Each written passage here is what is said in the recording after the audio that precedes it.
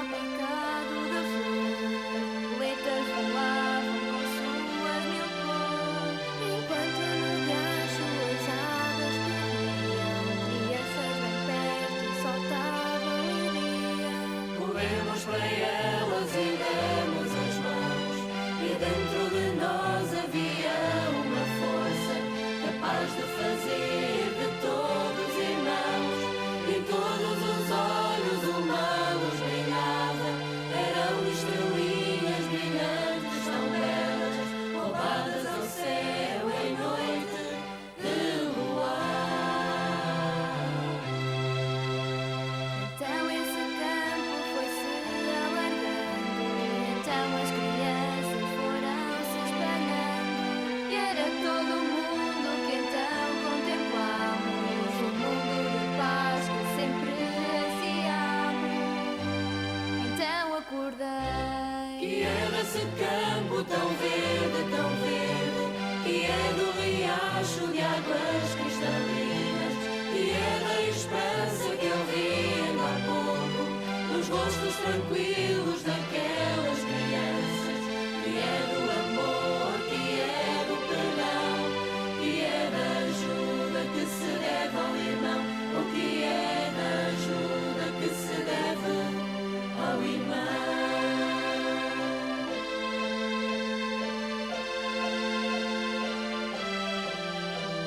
Então resolvemos que há que trabalhar, e que somos nós quem tem que começar. E quando tomamos esta decisão, fomos dando forma à nossa canção. Que é desse campo tão verde, que é do riacho de águas cristalinas, que é da esperança que eu vi ainda há pouco, nos rostos tranquilos daquelas crianças, que é do amor, que é do perdão, que é da ajuda que se deve ao irmão, ou que é da ajuda que se deve ao irmão.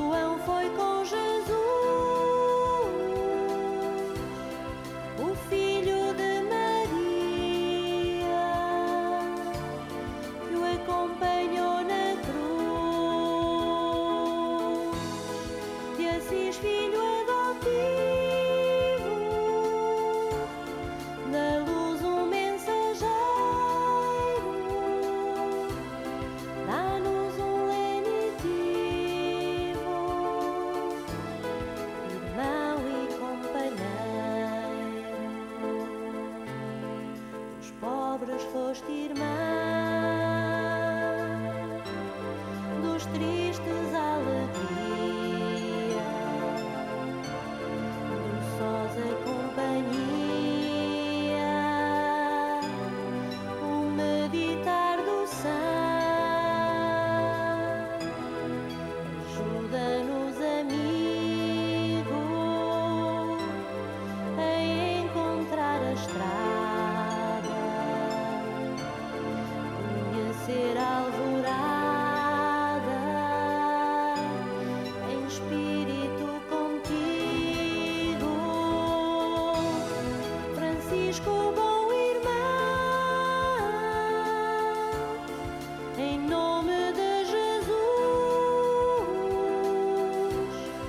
esparge a tua luz pelo nosso rincão, e a Virgem do Rosário, a Mãe te ajudará, e aos filhos do Calvário a dor abrandará.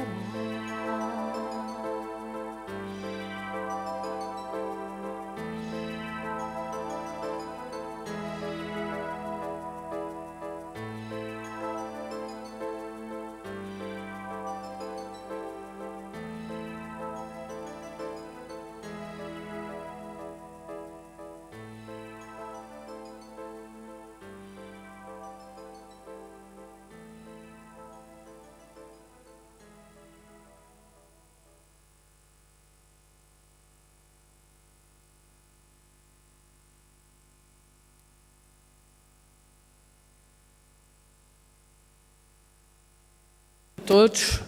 Nós, antes de começarmos os trabalhos desta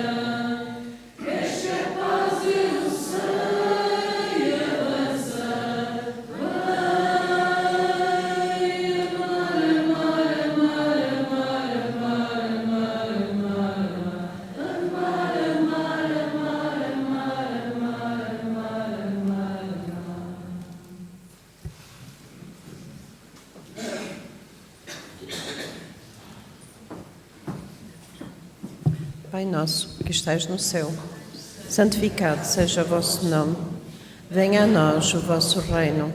Seja feita a vossa vontade, assim na terra como no céu. O pão nosso de cada dia nos dai hoje. Perdoai as nossas ofensas, assim como nós perdoarmos a quem nos tem ofendido. E não nos deixeis cair em tentação, mas livrai-nos de todo o mal. Ave Maria, cheia de graça, o Senhor é convosco. Bendita sois vós entre as mulheres. Bendito é o fruto do vosso ventre, Jesus. Santa Maria, Mãe de Jesus, rogai por nós, pecadores, agora e na hora da nossa morte. Que assim seja. O poder da fé. Quando ele veio ao encontro do povo, um homem se aproximou dele, ajoelhou-se a seus pés e disse-lhe: Senhor, tem piedade do meu filho, que é lunático e que sofre muito, pois cai muitas vezes no fogo e muitas vezes na água. Apresentei-o aos teus discípulos, mas eles não o puderam curar. Jesus respondeu dizendo: Ó raça incrédula e depravada, até quando estarei convosco? Até quando vos sofrerei? Trazei-me aqui esse menino. E tendo Jesus ameaçado o demónio, este saiu do menino, que ficou curado no mesmo instante. Então os discípulos vieram ter com Jesus em particular e lhe perguntaram: Por que não puderam nós outros expulsar esse demónio? Respondeu-lhes Jesus: Por causa da vossa incredulidade. Porque em verdade vos digo, se tivesseis fé como um grão de mostarda, dirias a esta montanha: transporta-te daí para ali, e ela se transportaria, e nada vos seria impossível. São Mateus capítulo 17, versículos 14 a 20. Do Evangelho segundo o Espiritismo.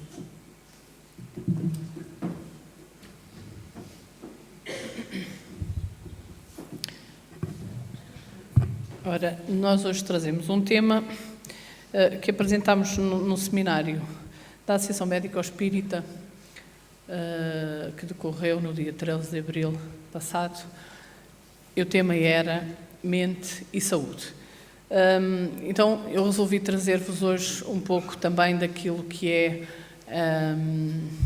a minha profissão, o meu pouco conhecimento e qual é que é a relação com a doutrina espírita desta coisa da farmacologia, do efeito placebo, para podermos também compreender um pouco como é que nós temos poder sobre o efeito que os medicamentos têm em determinadas, ou em quase todas as patologias. E, portanto, espero não ser científica demais, eu acho que não vou ser, portanto, vamos falar um pouco o que é isso do efeito placebo e qual é a relação que tem com o poder mental na saúde. Efeito placebo e farmacologia também. Então, como diz a definição do latim, placebo quer dizer eu quero, por favor. Ou seja, é um método de agradar a um paciente. O efeito placebo é aquele que resulta da nossa expectativa. Ou seja, nós achamos que determinada coisa, e neste caso, determinado medicamento nos vai fazer bem, e só pelo facto de termos essa esperança, ele vai nos fazer bem. O contrário, que é o efeito nocebo, se nós achamos que aquele medicamento não vai fazer bem, nomeadamente acontece com determinadas pessoas quando leem a bula dos medicamentos ou quando o medicamento muda de cor, o comprimido muda de cor, ou muda de forma, ou a caixa é diferente, ou quando tomava a marca e passa a tomar o genérico, já acham, por isso, acontece fundamentalmente com os idosos, que pelo facto de aquilo para eles já não ser a mesma coisa, ele não vai ter o mesmo efeito. E acreditem que não vai, precisamente por aquilo que nós acreditamos que vai acontecer. E existem variedíssimos fenómenos através dos quais, mecanismos através dos que explicam este fenómeno. Então, o placebo são pílulas ou comprimidos de açúcar que são chamados milagrosos e, portanto, não têm qualquer tipo de substância ativa. Não têm, enquanto que um medicamento para a dor, como é o Benuron, por exemplo, tem uma substância que faz com que ele tire a dor, o placebo não tem nenhuma substância, é basicamente açúcar ou farinha e, portanto, não tem qualquer substância ativa. No entanto, podem ser tão ou mais eficazes do que o próprio medicamento. E isto tem relação com a nossa mente, com o poder da nossa mente. Estes placebos são utilizados hoje em dia na indústria farmacêutica quando se querem testar novas moléculas, novas substâncias. Estão sempre a surgir medicamentos novos. E, portanto, quando se querem testar novas substâncias, o que é que se faz? São submetidas a tratamento 2 grupos de pessoas. Um deles que vai tomar o medicamento efetivo, a substância efetiva, e o outro que vai tomar o placebo.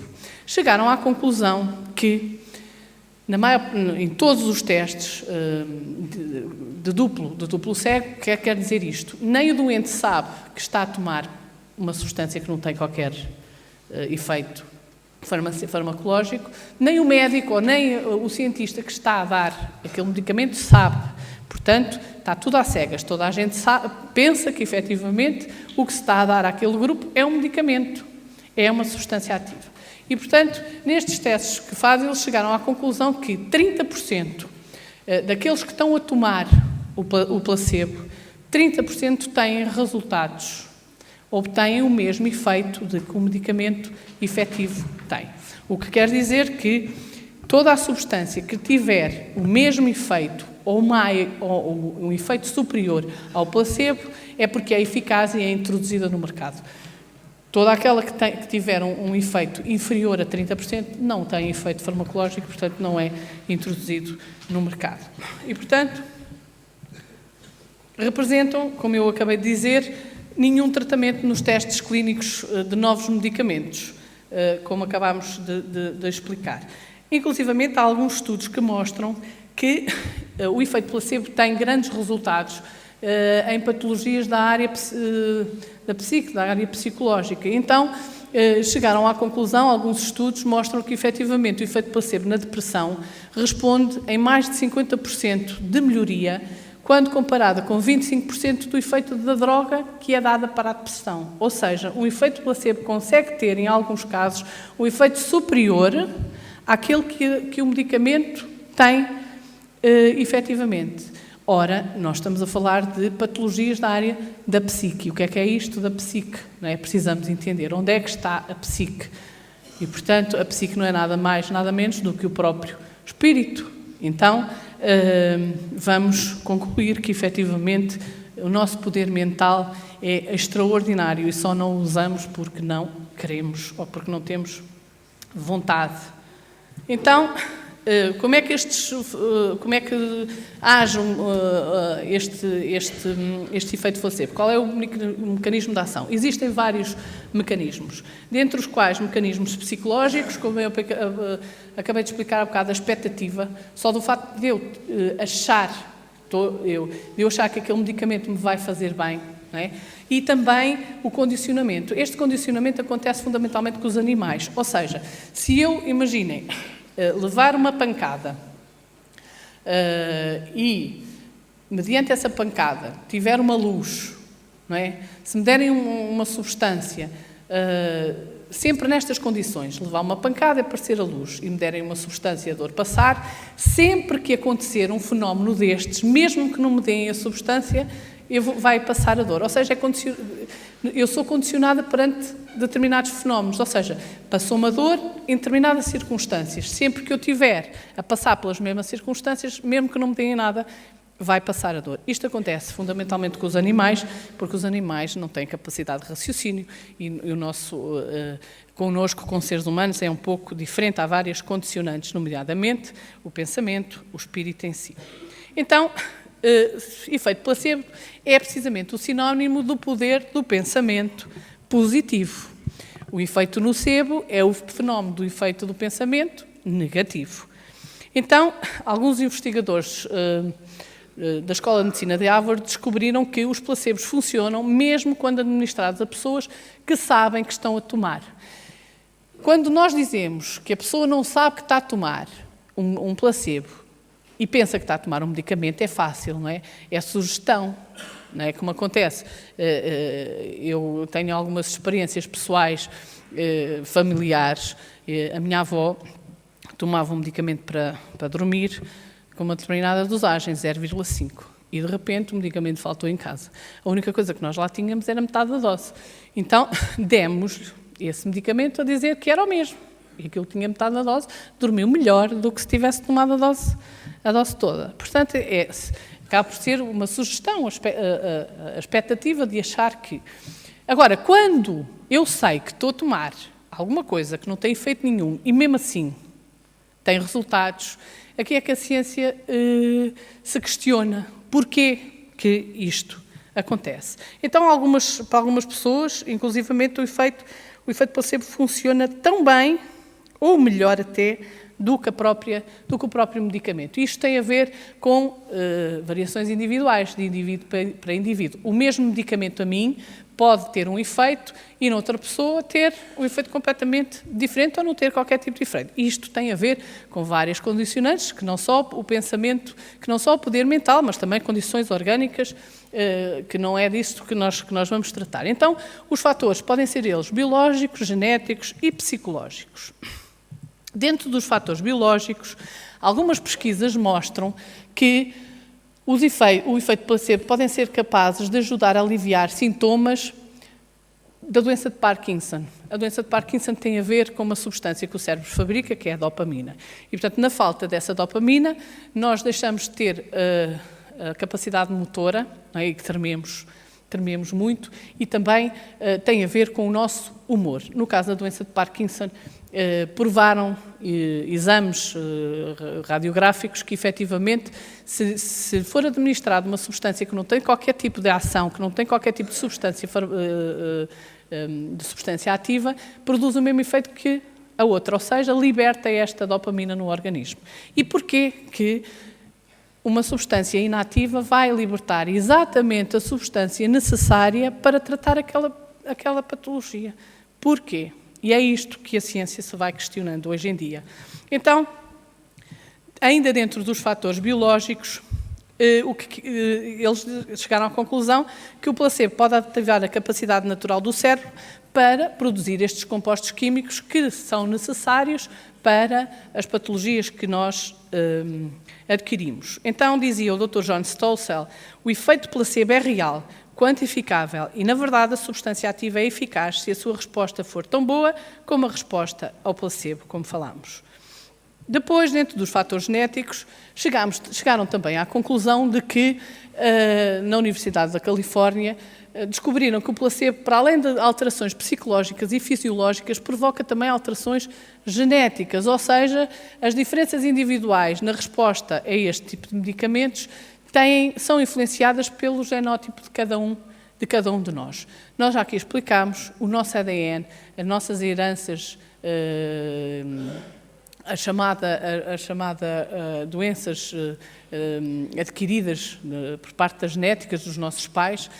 O espírito, quando vai reencarnar, ao tomar conta do novo corpo, pelas necessidades que tem de resgate, vai ativar os espermatozoides e os óvulos necessários para o seu resgate. Portanto, somos nós, espírito, através do perispírito, que impulsionamos os espermatozoides com as características cromossómicas que necessitamos para podermos resgatar. E, portanto, obviamente que tem que variar de indivíduo para indivíduo. Depois, fatores psicológicos. Aqui é que está das grandes descobertas. Então, chegaram à conclusão, os estudos, que pessoas que têm melhores resultados ao tomar o placebo têm as seguintes características. Ou seja, as pessoas nas quais o efeito placebo é maior têm as seguintes características. Têm traços de personalidade tipicamente otimistas e altruístas. Lidam bem com as dificuldades da vida e ajudam os outros sem esperar recompensas. Isto não é um estudo espírita, isto é um estudo científico nas universidades dos Estados Unidos. Pessoas raivosas, irritadas, que costumam ter atitudes hostis em relação à vida e aos outros, não têm os mesmos benefícios que o placebo. Então diz a ciência que a diferença está no cérebro. E diz a doutrina espírita que o cérebro tem que ser comandado por alguém. E dizem a física quântica que há um observador em nós que controla tudo isto. E esse observador, concluíram também os cientistas, os físicos quânticos, que é nada mais, nada menos que o espírito. Então, a diferença está em nós, a diferença está no espírito. Ainda nos fatores psicológicos, estudos fundamentalmente com tratamentos para a dor, dizem que, diz o Dr. John Zubieta, da Universidade de Michigan, nós descobrimos que a maior influência vem de uma série de fatores relacionados com a resiliência individual, com a capacidade para enfrentar e superar ocorrências estressantes e situações difíceis. Pessoas com esses fatores têm maior capacidade para capturar informações ambientais, o placebo, como exemplo, e convertê-las em alterações biológicas. Pessoas otimistas conseguem tornar fenómenos psicológicos, ou seja, de sugestão, em alterações, na realidade, físicas e alterações fisiológicas. Portanto, existem também estudos entre a relação entre o médico ou o profissional de saúde e o paciente. Eu tenho essa experiência na farmácia. Se alguém vai à farmácia e pede um medicamento para determinada coisa, se nós dermos um medicamento e dissermos assim, toma de 8 a 8 horas, são 5 euros, a pessoa vai embora e dificilmente vai tomar. Ou se eu tiver gaguejar um bocadinho, não é? Ou pensar um bocadinho o que é que eu lhe vou dar, nós já vamos dizer assim, será que ela sabe, será que ela não sabe? Se for um estagiário então, não faz nada, é novito e tal, isto ainda me vai dar uma coisa que me vai aqui fazer mal. Portanto, a relação que nós estabelecemos com o doente e o doente connosco é fundamental também e principalmente na adesão à terapêutica. Se eu disser assim, o senhor vai tomar este medicamento, porque este medicamento vai-lhe fazer bem a isto, vai-lhe tratar isto, este vai fazer isto. Então tem que tomar desta forma, porque se não for desta forma pode ter estas consequências. Não pode tomar com leite, porque o leite diminui a absorção. Estas coisas assim, não vou dizer, não vou falar em prostaglandinas, nem nos mecanismos de ação, que atuam no receptor X, no receptor Y, que não vou perceber coisíssima nenhuma e ficam na mesma. E, portanto, é a relação de empatia que se estabelece que também faz com que o doente acredite naquilo que vai tomar. Acredite que aquilo que eu lhe estou a dar lhe vai fazer bem. O mesmo com os médicos. Se nós chegamos ao médico e deixamos lá na secretária, digo ao senhor doutor que me passe isto, aquilo, e o doutor nem olha para nós, e muitas das vezes já não, aquele medicamento se calhar já não é o mais indicado, porque houve alterações, e portanto continuamos na mesma. Se o médico nem olha para nós e toma isto, toma aquilo, vem-me embora.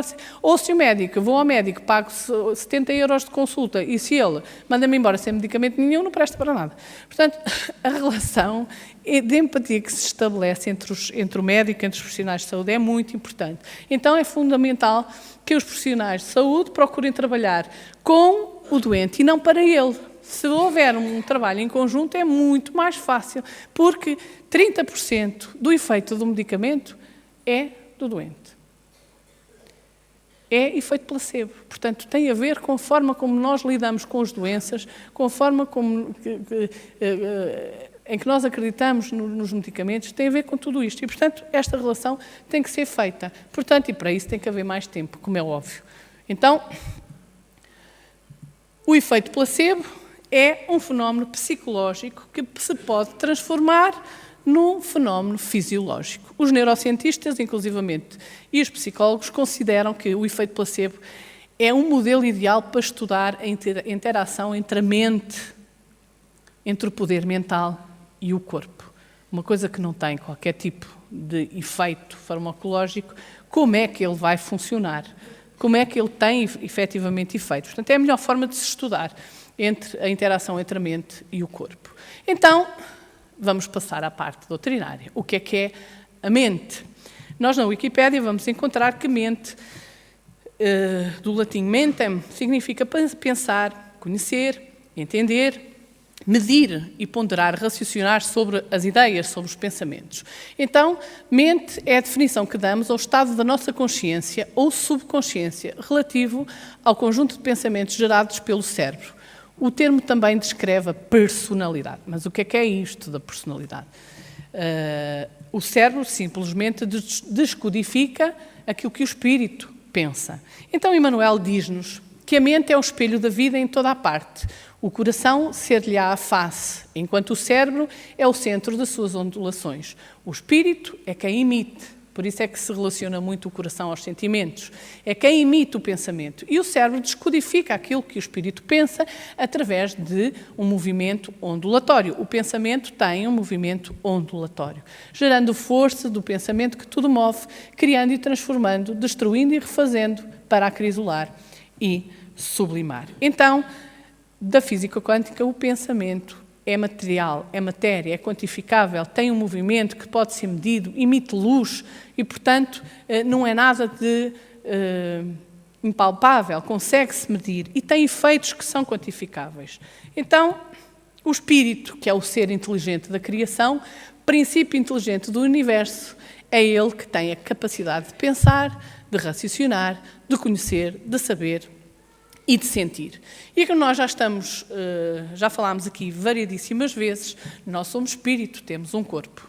E estamos ligados ao corpo através do perispírito. O centro principal de ligação, através do qual o espírito comanda todas as nossas funções, está localizado no cérebro, principalmente, fundamentalmente, numa glândulazinha, ali no hipotálamo, que se chama a pineal. E é através da pineal que o espírito comanda todo o corpo, emite os pensamentos e a pineal transmite a todos os outros órgãos do cérebro, a todas as outras glândulas do cérebro e daí para o organismo físico. Então, o pensamento é luz. O que quer dizer que nós somos espírito, aquela energiazinha, temos um corpo e há 3 tipos de mente. A mente espiritual e a mente física. E depois, aquela que liga a mente do perispírito. Nós comandamos o nosso corpo através do perispírito por ligação à pineal. Então, como é que isto se faz, não é? Portanto, o espírito emite os pensamentos e depois o cérebro descodifica. E os grandes órgãos, as grandes células do sistema nervoso, que transmitem todas as ordens ao corpo, são chamados os neurónios. E, portanto, nós temos neurónios uns a seguir aos outros. Eu emito o pensamento, a pineal transmite a todas as outras glândulas através de neurónios. Portanto, estas ordens são comandadas pelos neurónios. E, portanto, dentro de cada neurónio, nós temos a comunicação face por sinapses elétricas. E de neurónio para neurónio é por sinapses químicas. E, portanto, quando eu falei há pouco da dopamina, não é? É um exemplo de um neurotransmissor para que eu produza o efeito do humor. Os neurónios transmitem dopamina de uns para os outros. E, portanto, é assim que isto se processa. Mas o início está no espírito, que ativa, através do pensamento, a pineal e o processo físico desencadeia-se. Depois há outras questões que temos que ter em mente. Nós, quando levamos aqui o passe magnético, não é? Quando nos damos o passe magnético, quando recebemos o passe magnético, verificamos que nos são transmitidas energia em determinadas zonas do nosso corpo. E são chamados estes os centros de força, através dos quais nós recebemos energia ou perdemos energia. Se um dos órgãos está debilitado, o nosso campo magnético está debilitado naquela zona. Vamos supor, há pessoas que lhe são amputadas uma perna. E nós temos conhecimento que essas pessoas continuam a queixar de uma dor na perna que não têm. Não é? E, portanto, já não têm fisicamente a perna, mas o perispírito, que tem o mesmo formato, continua a ter energeticamente a perna. E, portanto, essas dores são transmitidas dessa forma. Então, os centros de força são os centros através dos quais nós recebemos a energia através do passe magnético. E estes centros de força estão localizados nas glândulas fundamentais do nosso organismo, que comandam todas as nossas funções orgânicas. Então, o pensamento Na Wikipédia vamos ver que pensamento e pensar são, respectivamente, uma forma de processo mental ou faculdade do sistema mental. Pensar permite aos seres modelarem o mundo e, com isto, lidar com ele de uma forma efetiva e de acordo com as suas metas, planos e desejos. O pensamento é considerado a expressão mais palpável do espírito humano. Isto está numa definição de um dicionário da internet, portanto, espírito humano. Falam-se das coisas e depois não se querem admitir as coisas. Pois, através de imagens e ideias, revela justamente a vontade deste. Etimologicamente, significa avaliar o peso de alguma coisa. Portanto, se eu pensar num copo, se todos nós pensarmos num copo, vão criar uma imagem.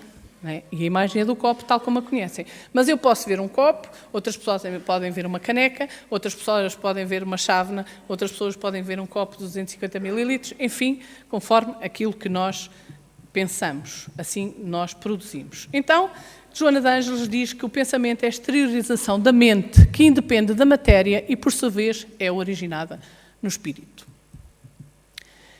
E o pensamento cria uma vibração mental. Conforme eu falei, eu penso, é emitido, tem um movimento ondulatório, é emitida uma luz e tudo isto provoca uma vibração. Se eu tenho um pensamento negativo, ele em relação a alguém, ele é emitido em relação a esse alguém, com um movimento ondulatório e tem uma vibração negativa. E a pessoa, por norma, quando se falava não fazer mal por pensamentos, não é? É precisamente isto, porque ele vai prejudicar ou beneficiar, ou ajudar, também dependendo do mérito de cada um. E, portanto, a luz varia de tonalidades conforme é a elevação do nosso pensamento. Se for um pensamento mau, é mais escuro. Se for um pensamento sublime, é mais brilhante e é mais claro.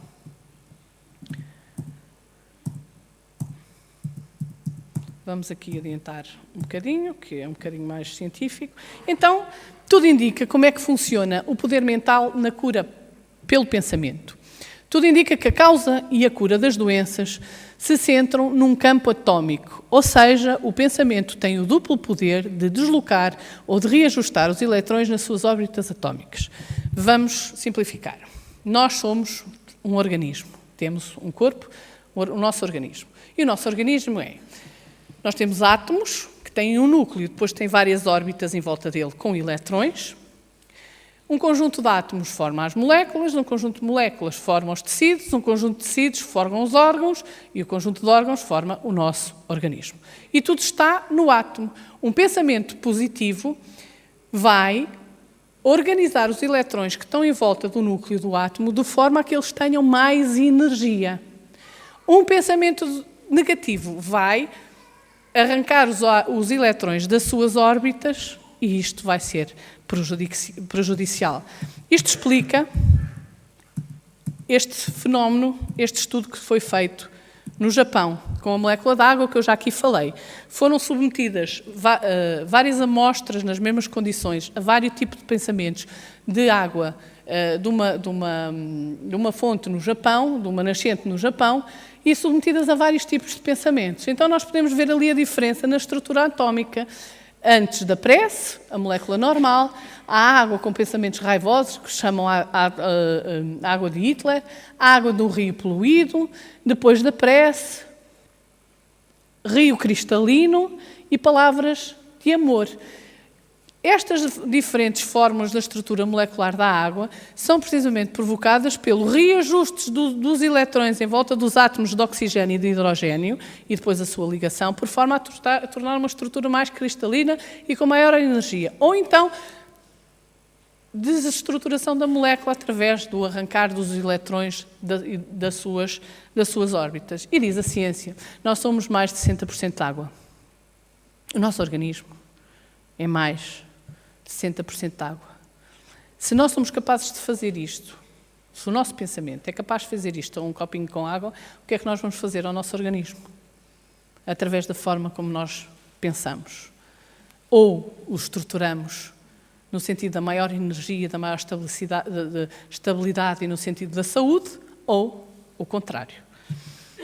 E isto tudo para falar de efeito placebo e poder mental. Se eu acredito que aquilo me vai fazer bem, a forma de eu pensar vai provocar alterações ao nível das estruturas ao qual o medicamento vai ser dirigido, um medicamento falso, não é? E vai provocar todos os efeitos que um medicamento real poderia fazer, sem qualquer tipo de interferência da nossa mente. Depois temos uma outra situação. Nós, no ciclo dos medicamentos, como é que isto se processa? Vamos falar muito simplesmente do medicamento oral. Eu tomo um comprimido. O comprimido, para ter efeito, tem que passar pelo aparelho digestivo e ser levado ao sangue. E depois o sangue leva ao órgão onde ele é destinado para agir. E depois é eliminada. A parte que é ativa é levada ao órgão, a parte que não é ativa é eliminada através dos processos normais. E, portanto, nós temos no nosso organismo um nervozinho que está ligado aqui junto da pineal, no sistema límbico, que é levado ao estômago. E este nervo é aquele que aumenta ou diminui a absorção dos medicamentos ao nível do estômago. Se eu tiver um pensamento, acabei de dizer que este nervo, que é o nervo vago, está junto da nossa pineal, junto do sistema que é coordenado pela pineal. Se o meu pensamento for negativo, o nervo vago não vai funcionar da melhor forma. E o medicamento é levado ao estômago, se calhar nas concentrações inferiores, o estômago não o absorve da forma como poderia absorver, por alterações ao nível do ácido que tem estes processos ao nível do estômago da absorção e da digestão. O medicamento já foi absorvido em menor quantidade, já chega em menor quantidade ao órgão, já não funciona da mesma forma como funcionaria se o pensamento fosse positivo.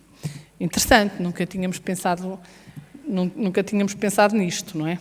E, portanto, já andei.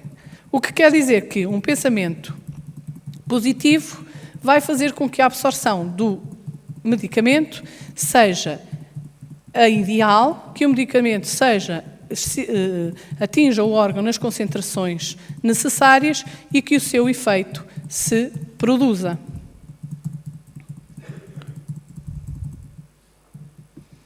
Peço desculpa que isto voltou para trás. Pronto, é exatamente aqui. Então, quando o pensamento está impregnado de vibrações positivas, produz harmonia no sistema energético das células. Na cura pelo pensamento, há a participação do nosso fluido magnético, que é precisamente disponibilizado pelos espíritos, por nós próprios, o nosso pensamento, e também pela ajuda daqueles espíritos, não é, que já desencarnaram e que, nomeadamente nos tratamentos físicos, através do passe magnético, também se produz esse fluido através do pensamento dos espíritos. Então, diz Divaldo Pereira Franco que o efeito placebo é, então, o resultado do poder da mente na mitose celular, estimulando as células saudáveis e eliminando as células enfermas. Demais, no Espiritismo, temos o auxílio fluídico dos benfeitores espirituais, renovando o nosso organismo e a nossa emoção. E como dizia Jesus, na nossa leitura inicial, se tivesseis fé do tamanho de um grão de mostarda, diríeis a esta montanha, transporta-te daí para ali, e ela se transportaria e nada vos seria impossível. A fé não é nada mais, nada menos do que o poder da nossa mente, através da nossa vontade. Eu posso não merecer as coisas, mas eu tenho que lutar por elas. E, portanto, se eu vou conseguir, eu tenho que lutar, a vontade de alcançar. E quanto mais não seja, nós vamos ser perfeitos um dia. E, portanto, tem o seu caminho. Então, o poder da mente, a fé, o que é isto? Nós temos que, efetivamente, saber que, não somos, que a culpa é nossa. Tudo o que nos acontece de mal é por nossa culpa, não é culpa de ninguém. E, portanto, nós temos que ter em conta que podemos querer determinadas coisas, não as conseguir, porque podemos não as merecer ou pode não ser benéfico para nós. Então, a coragem, a fé, como dizia Jesus, pedi e obtereis, buscai e achareis. Esta coisa, o pedir e obtereis não é ficar debaixo de uma árvore à espera que caia uma pera em cima e quando ela cair está podre, não é? Portanto, temos que ir à luta, buscar, procurar fé, exemplo, fazer aquilo que Jesus efetivamente nos ensinou. Então, o que é isto do orai e vigiai? É precisamente uma forma de nós nos conhecermos a nós próprios, sabermos quem somos, pedirmos ajuda, para efetivamente, ao nos conhecermos, conseguirmos limar os defeitos que vamos tendo e para podermos também, através da oração, sermos ajudados. O que quer dizer procurar o equilíbrio no nosso organismo, ou seja, o equilíbrio quer dizer igual, líbrio, o equilíbrio entre os mesmos pratos da balança. E nós, nos pratos da balança, temos, de um lado, a dor, o sofrimento, que são as montanhas. Não é pegar na Serra da Estrela e dizer, olha, vai para Viseu. Não é isto. As montanhas são precisamente as dificuldades e os obstáculos da nossa vida. A dor e o sofrimento. E do outro lado da balança, a mudança interior, a caridade, a fé, que são tudo características da lei do amor, para encontrarmos este equilíbrio e que nos dá a capacidade para gerir e ultrapassar os problemas que nunca vão deixar de existir. Enquanto nós formos espíritos de expiação e provas, os obstáculos vão sempre surgir. E, portanto, o que acontece é que se nós tivermos este equilíbrio, vamos ter a capacidade de gerir os nossos problemas. E este equilíbrio encontra-se através da fé, através da nossa vontade. E no Espiritismo nós vamos encontrar a resposta a estas questões todas. De onde é que eu vim? Para onde é que eu vou? Porque é que eu estou aqui? E qual é que é a missão que nós temos? E quando conseguimos encontrar estas respostas, não é só ouvi-las, é interiorizar dentro de nós. Nós, efetivamente, vamos encontrar dentro de nós o efeito terapêutico da verdadeira farmacologia da alma. Então, obrigada pela vossa atenção. Espero ter sido minimamente esclarecedora e não muito massiva. E até à próxima. Vamos prosseguir os nossos trabalhos.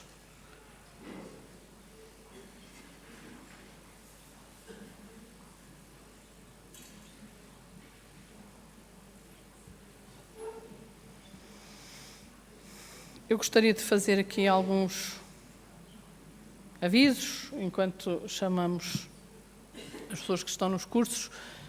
Nós, no dia 8, vamos ter o encontro dos voluntários, aqueles que trabalhamos com sem-abrigo. Vamos tratar de um projeto que temos em mãos com os sem-abrigo. Nós, efetivamente, temos, de há 2 anos para cá, servido refeições todos os sábados e todos os domingos, em conjunto com uma outra associação, um outro grupo de voluntários, que é o Bora Lá. E, a partir de junho, vamos iniciar um outro tipo de trabalho com eles. Nós vamos criar gabinetes de apoio na área da enfermagem, na área do serviço social, da psicologia e também do alojamento. Eu quero dizer que nós estamos a alojar numa casa que nos foi cedida por uma companheira nossa e já estamos a alojar e a acompanhar, a nível de saúde, de tratamentos de desintoxicação do álcool, semanalmente. Acompanhar não é marcar consultas, nós vamos com eles às consultas, nós falamos com os médicos, falamos com os técnicos de serviço social, falamos com os enfermeiros, seguimos a par e passo toda a sua terapêutica e não deixamos e às X horas vimos buscar, não, seguimos este processo todo, também com medicamentos e com alojamento nessa casa. Já estamos a alojar 3 sem abrigo e em vias de termos lá um 4º.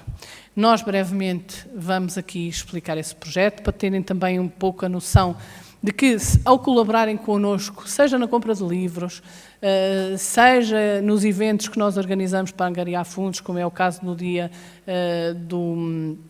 do Porco no Espeto, que provavelmente será agora a dia 22 de junho, estão a colaborar com um trabalho social que nós já temos em campo. Obviamente que o nosso sonho é ter construído um centro de acolhimento para vítimas de violência, que muitos de vós já ouviram falar de há uns anos a esta parte. Só que essa construção custa cerca de 1,5 milhão de euros. E, portanto, todas as colaborações que nós temos tido a nível das pétalas de luz, que passo já a informar que é uma forma de se associarem. Nós temos 2 tipos de cotas. As cotas dos sócios da associação, dos trabalhadores, e temos as cotas da parte social, que são chamadas as pétalas de luz, que inicialmente foram criadas, qualquer pessoa pode contribuir com um valor mensal, 1 euro, 1,5 euro, 2 euros, aquilo que quiser, que inicialmente foi criado precisamente para esta obra, para a construção do centro de acolhimento. Até hoje, nós já utilizámos algumas verbas na construção aqui dos muros, atrás do terreno, porque um centro de acolhimento para vítimas de violência obedece a determinadas regras e, portanto, na terraplanagem, numa série de coisas, já foram gastos estes valores. Só que é 1,5 milhão de euros e, portanto, dadas as situações financeiras que o país atravessa e os poucos apoios que, infelizmente, nós temos tido do Estado e dos órgãos para o efeito, esse sonho ainda está um bocadinho parado. Mas, no entanto, as pétalas de luz estão revertendo para a ajuda. Nós já estamos a acolher numa casa, com refeição, com acompanhamento médico, com medicamentos, 3 sem abrigo. Estamos a ajudar 90 famílias e, portanto, para que saibam que, efetivamente, todo o apoio que possam dar é bem-vindo, mas que é encaminhado, fundamentalmente, para isto. Então, o encontro de voluntários, também, quem quiser ser nosso voluntário é só vir falar connosco. Nós podemos distribuir pelas equipas de ajuda, que temos cerca de 9, e o encontro de voluntários, dia 22 de junho também o Porco no Espeto. O programa está a ser feito, em princípio será no Fontelo, em Viseu, provavelmente terá a atuação de uma tuna, e vai ser com jogos tradicionais, 7 euros o preço, e vai ser um dia de convívio fraterno e também para que saibam que essa ajuda é dada precisamente para o nosso projeto social. E nunca mais me calo. Ainda ninguém chegou. Vamos fazer outra palestra. Vamos cantar.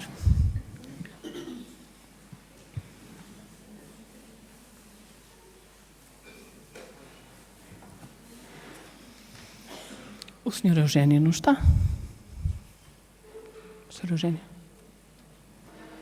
Então, página 14, agora de um livro novo, Canto de Luz.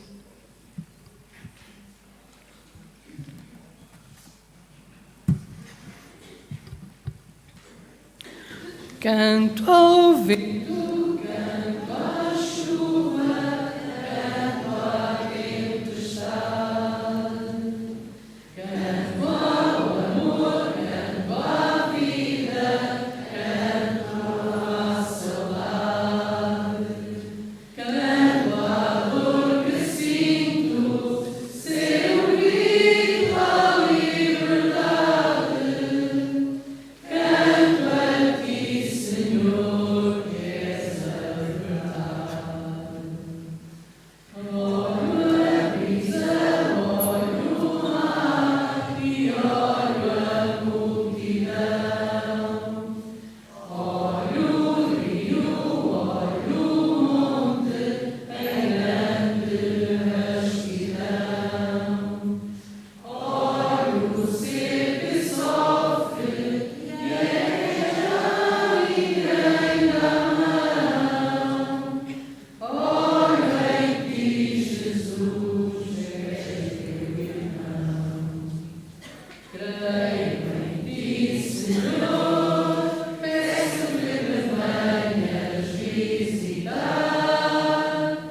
Deixa em meu redor a doçura do olhar.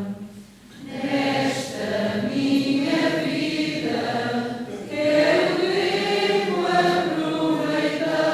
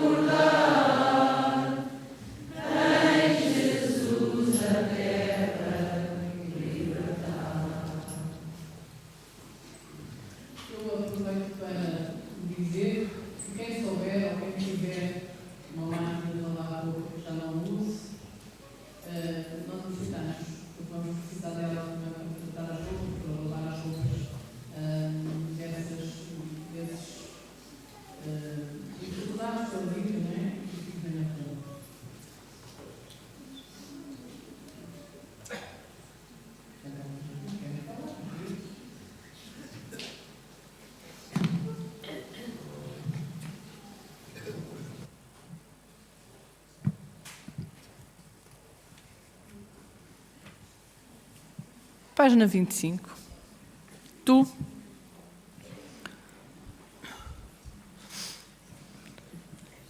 és travão no teu caminho, tu és cristão de quando vês, com tanta falta de carinho e tanta dor que tu não vês.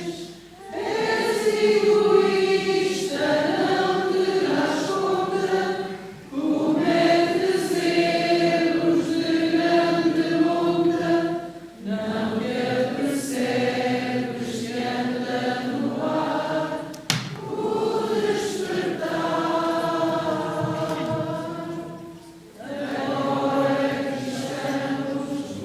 Agora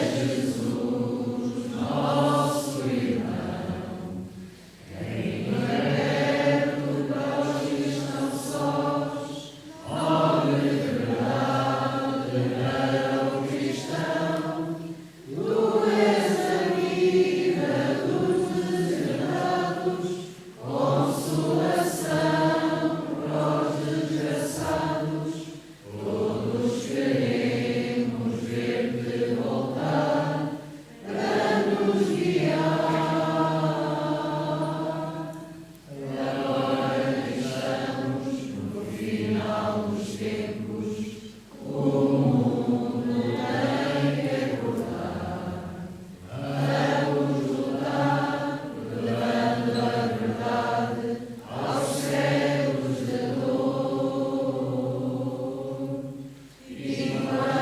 vires, abra os seus olhos, lembra de Jesus. Somos celeiros neste grande espaço, carente de luz.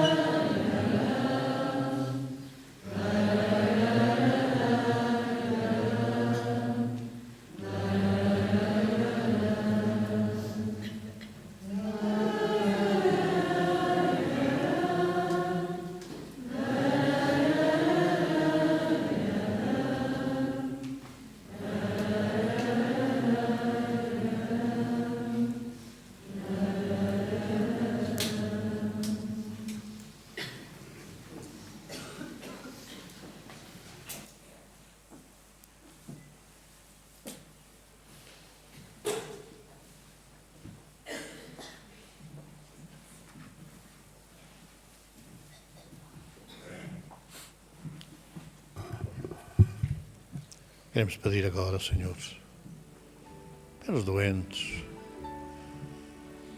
internados nos locais que abrigam no seu sofrimento, que os abrigam na sua dor, em hospitais, casas de saúde, nos seus lares.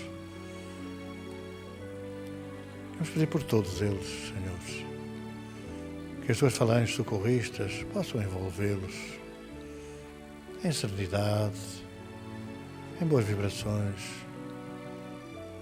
aliviando um pouco as suas dores, que são dificilmente compreendidas pelos seus familiares e por todos nós em geral.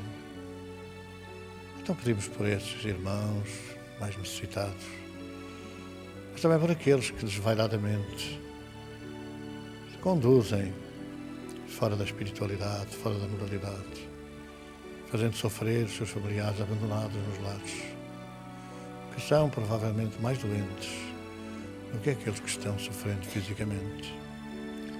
Então, toma a nossa oferta, Senhor, as nossas vibrações, os nossos fluidos de amor, que esta noite possa ser um pouco menos dolorosa para todos esses irmãos.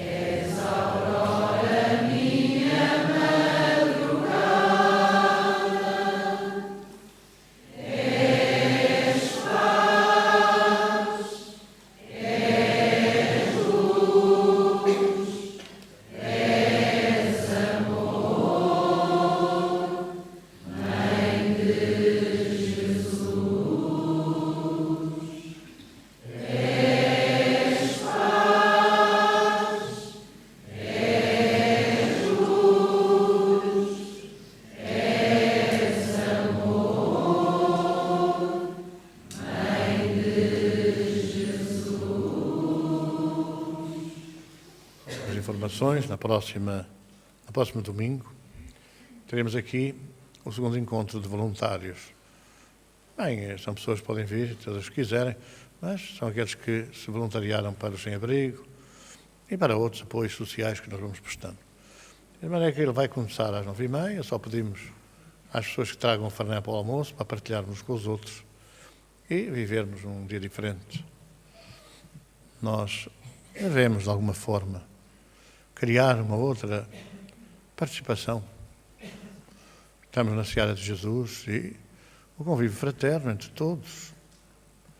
Há muitos espíritas que vão à Igreja Católica às missas e há muito poucos católicos que venham assistir às nossas missas, entre aspas, ver o que é que somos, o que é que fazemos, a que nos dedicamos. E alguma coisa está errada no meio disto tudo. Quando João de Brito se manifestou há 36 anos, na inauguração das nossas instalações e na cidade, ele comunicou através do Divaldo. Aliás, pediu-lhe mesmo que fizesse uma prece para que os objetivos que eles perseguiam fossem atingidos, isto é, que congregassem as várias correntes espiritualistas num trabalho espírita dedicado a ajudar os sofredores, dedicado a ajudar os doentes, os inconsoláveis. Era uma tarefa gigantesca, juntar muçulmanos, juntar hindus, juntar os missionários de outro tempo, juntar católicos e protestantes e etc. Em ideias que nos devem unir a todos, uns aos outros. Aqueles particularmente que dizemos que somos seguidores do Cristo, seguidores de Jesus. Então seria bom que nós nos habituássemos, uma vez que outra, convivermos também. Na seara espírita, muita gente não sabe o que é espiritismo. Acredito que as pessoas que nos ouvem vão sabendo alguma coisa sobre o que é espiritismo. E, naturalmente, vão ter-se apercebido que tanto sofrimento e tanta dor, sem ajuda, sem auxílio, sem participação das religiões tradicionalmente ditas cristãs, é dramático. É muito doloroso. As pessoas querem um socorro e não poderem encontrar nas suas religiões. Então, o espiritismo é abrangente, não é contra ninguém, mas é a favor de todos. Então, se as pessoas quiserem participar nessa reunião de voluntários, pois façam favor, 9h30, no próximo domingo. Temos também anunciado que iremos ter um convívio aí destinado a angariar fundos para os sem-abrigo, para muita gente complicada, com vidas complicadas que existem na nossa cidade e até no nosso distrito. E vamos ter no dia 22 o convívio, que estará como refeição um porco no espeto, que é uma maravilha. Não sei se as pessoas se experimentaram, já sabem que é uma maravilha. Se não experimentaram, nada melhor do que começarem a experimentar.